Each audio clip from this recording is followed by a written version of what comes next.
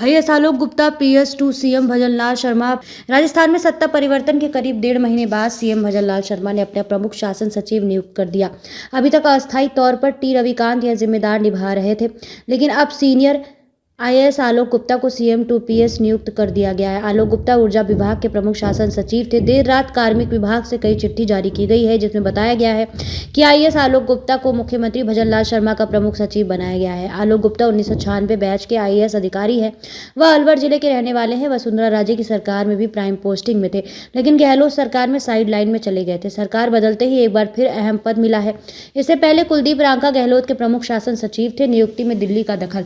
राजस्थान में सत्ता बदलने के साथ ही ब्यूरोक्रेसी में बदलाव की पुरानी रवायत रही है। ऐसे में सीएम भजनलाल शर्मा ने शपथ लेने के बाद सबसे पहले आईएएस अफसरों की तबादला कर दिया। सभी जिलों के कलेक्टर बदल दिए हैं। गहलोत सरकार के वफादार अफसरों को ठंडी पोस्ट दी गई है, जबकि गहलोत राज में साइड लाइन चल रहे आईएएस अफसरों के अच्छे दिन आ गए। माना जा रहा है कि सीएम भजनलाल शर्मा बीजेपी और आरएसएस के दिशा निर्देशों के तहत ही अहम पदों पर अफसरों लगा रहे हैं।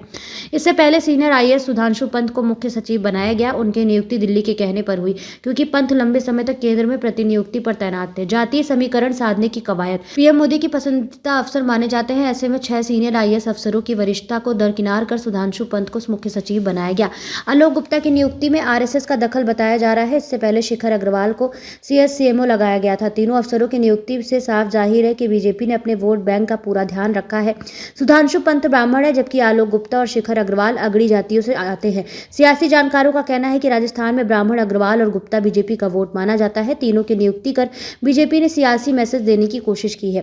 जाति समीकरणों के हिसाब से ही नियुक्ति। बता दें कि पिछले गहलोत सरकार में CMO में SC और ST के अफसरों की तैनाती की गई है। हालांकि अशोक गहलोत ने DB गुप्ता को मुख्य सचिव बनाए रखा, जबकि राजीव स्वरूप को गुप्ता के बाद मुख्य सचिव बनाया। राजीव स्वरूप ब्राह्मण थे। इसके बाद 9 आईएएस अफसरों को दरकिनार कर SC के निरंजन आर्य को मुख्य सचिव बनाया था। गहलोत के प्रमुख सचिव कुलदीप रांका जैन की राजस्थान में ब्यूरोक्रेसी के वोट बैंक के तौर पर देखा जाने लगा है।